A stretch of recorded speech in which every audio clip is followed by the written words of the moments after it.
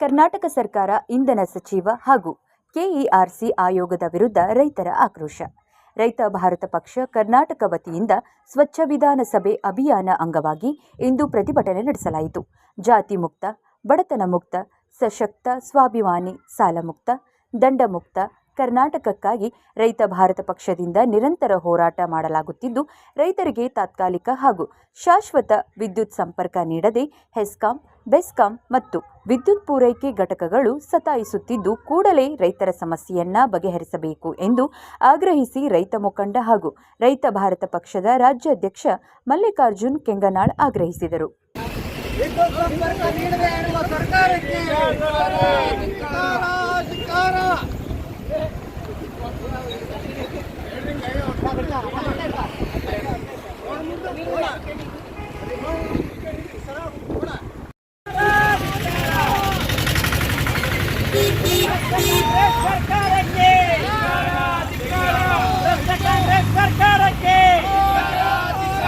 ರೈತ ವಿರೋಧಿ ಕಾಂಗ್ರೆಸ್ ಸರ್ಕಾರಕ್ಕೆ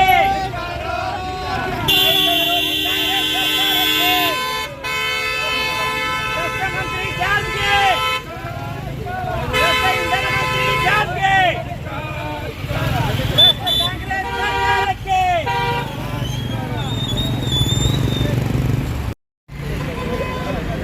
ಕರ್ನಾಟಕ ಸರ್ಕಾರ ದಿವಸಕ್ಕೊಂದೊಂದು ಕಾನೂನು ಮಾಡಿ ಸಾರ್ವಜನಿಕರಿಂದ ಸಮಸ್ಯೆ ಉಂಟು ಮಾಡುವುದೇ ಈ ಸರ್ಕಾರದ ಒಂದು ಮೂಲ ಉದ್ದೇಶ ಆಗ್ಬಿಡುತ್ತೆ. ಏನಾದಪ್ಪ ಅಂದರೆ ಈಗ ಸುಪ್ರೀಂ ಕೋರ್ಟ್ದ ಆದೇಶ ಅಂತ ಹೇಳಿದ್ರೆ ಡಿಸೆಂಬರ್ದಾಗೇನೋ ಸುಪ್ರೀಂ ಕೋರ್ಟ್ ಆದೇಶ ಆಗಿದೆ. ಇವಾಗ ಏನಿದೆ, ಒಂದು ವಿದ್ಯುತ್ ಶಾಶ್ವತ ಮತ್ತು ತಾತ್ಕಾಲಿಕ ವಿದ್ಯುತ್ ಸಂಪರ್ಕ ಮುನ್ಸಿಪಾಲಿಟಿ ಅವರು ಒಂದು ಅಪ್ರೂವಲ್ ಕೊಡು ಮಟ್ಟ ಕೊಡಬೇಡ್ರಿ ಅಂತ ಹೇಳಿ ಒಂದು ಆದೇಶ ಪಾಲಿಸ್ತಾರೆ.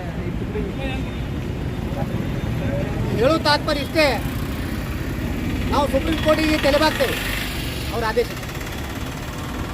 ಸರ್ಕಾರ ಏನು ಮಾಡಾಕತ್ತೀರಿ? ಸರ್ಕಾರ ಏನು ಮನ್ಕೊಂಡಾಯ್ತು, ಕತ್ತಿ ಕಾಯಾಕತ್ತೈತು, ಅಲ್ಲಿ ಹೋಗಿ ಅಫಿಡೇವಿಟ್ ಹಾಕ್ಬೇಕಾಯ್ತು. ಹಿಂಗೆ ಸಾರ್ವಜನಿಕರಿಗೆ ಅನಾನುಕೂಲ ಆಗತ್ತೈತಿ, ಇದು ಮಾಡ್ಬೇಕಂತ ಇದನ್ನು ಹಾಕ್ಬೇಕಾಯ್ತು. 5-6 ತಿಂಗಳುಗಟ್ಟಲೆ ಸುಮ್ಮ ಕೂತು ಏಕಾಏಕಿ ಸಾರ್ವಜನಿಕರಿಗೆ ಮನೆ ಕಟ್ಟುವುದು ಹೆಂಗೆ?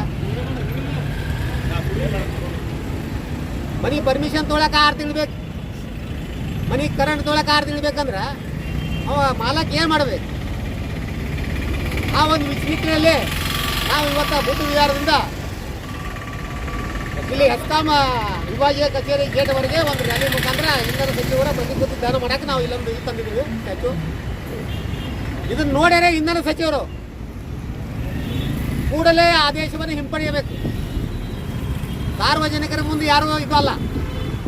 ಸಾರ್ವಜನಿಕರಿಗೆ ಏನೇನು ಬೇಕು ಮೂಲಭೂತ ಸೌಕರ್ಯಗಳು ಕೊಡುವುದೇ ಸರ್ಕಾರದ ಮೂಲ ಉದ್ದೇಶ ಅಂತ. ಸರ್ಕಾರ ಈ ನಿಟ್ಟಿನಲ್ಲಿ ಸಾಗಬೇಕು, ಜನರಿಗೆ ಅನುಕೂಲ ಮಾಡಿ ಕೊಡಬೇಕು,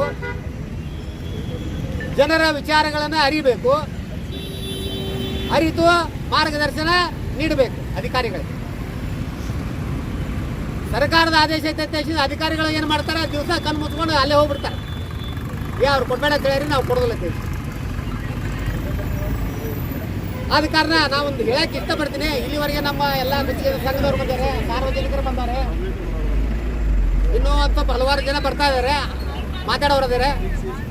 ಅದಕ್ಕೆ ನಾವು ಪೊಲೀಸ್ ಇಲಾಖೆಗೆ ಒಂದು ವಿನಂತಿ ಇಷ್ಟ ಮಾಡ್ಕೊತೀನಿ. ನಾವೇನೋ ದಾಖಲೆ ಮಾಡೋರಲ್ಲ, ಏನೋ ಮಾಡೋರಲ್ಲ, ಶಾಂತ ರೀತಿಯಿಂದ ಒಂದು ಪ್ರತಿಭಟನೆ ಮಾಡೋರು. ಇದಕ್ಕೆ ಮಹಾನಗರ ಪಾಲಿಕೆ ಆಯುಕ್ತರು ಕರೆಸಬೇಕು, ಆಮ್ಯಾಗ ತಹಶೀಲ್ದಾರ್ ಸಾಹೇಬ್ರು ಬರಬೇಕು. ಅಂದ್ರೆ ತಹಶೀಲ್ದಾರ್ ಸಾಹೇಬ್ರು ಯಾಕೆ ಬರಬೇಕಪ್ಪ ಅಂತಂದರೆ ಅವರು ಸರ್ಕಾರಕ್ಕೆ ಕಳಿಸುವಂಥ ಅವ್ರು ಇರ್ತಾರೆ. ಆಮ್ಯಾಗ ಇನ್ನೂ ಹೇಳ್ತೀನಿ, ನಮ್ಮ ಹೆಸ್ಕಾಮ್ಗೆ ಸಂಬಂಧಪಟ್ಟಂಥವ್ರು ಅಧೀಕ್ಷಕ ಅಭಿಯಂತರ ಇಲ್ಲಿ ಬರಬೇಕು. ಹಲವಾರು ಸಮಸ್ಯೆಗಳವ್ರಿ.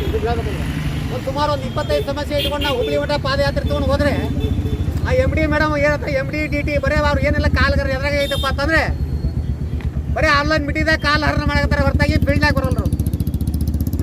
ಆ ಫೀಲ್ಡಿಗೆ ಬಂದ ಆ ಫೀಲ್ಡ್ನಾಗ ಏನಾಗತ್ತೈತಿ ಏನಿಲ್ಲ ಅನ್ನೋದು MDಗೆ ಗೊತ್ತಿಲ್ಲ, ಆ DTಗೆ ಗೊತ್ತಿಲ್ಲ. ಆ DT ಆನ್ಲೈನ್ ಬಂದು ಆಫೀಸರ್ಗಳು ಬೇಯುದಷ್ಟ ಮಾಡ್ತಾರೆ. ಇಲ್ಲಿ ಸಾರ್ವಜನಿಕರ ಸಮಸ್ಯೆ ಏನೈತಿ, ಗುತ್ತಿಗೆದಾರರ ಸಮಸ್ಯೆ ಏನೈತಿ, ಅವ್ರಿಗೆ ಬಿಲ್ ಕೊಡಾಕತ್ತೀರೋ ಇಲ್ಲೋ, ಏನು ಬರೀ ಕೆಲಸ ಮಾಡ್ಕೊಂಡು ಅಟ್ಟ ಮಾಡಾಕತ್ತೀರೋ, ಇಂಥವೆಲ್ಲ ವಿಚಾರ ಮಾಡಬೇಕು. ನೀವು ಬರೀ ಸಾಲ ಮಾಡಿ ಇಲ್ಲಿ ಕೆಲಸ ಮಾಡೋದಾದ್ರೆ ನೀವೇ ಅದಕ್ಕೆ ಬೇಕ್ರಿ?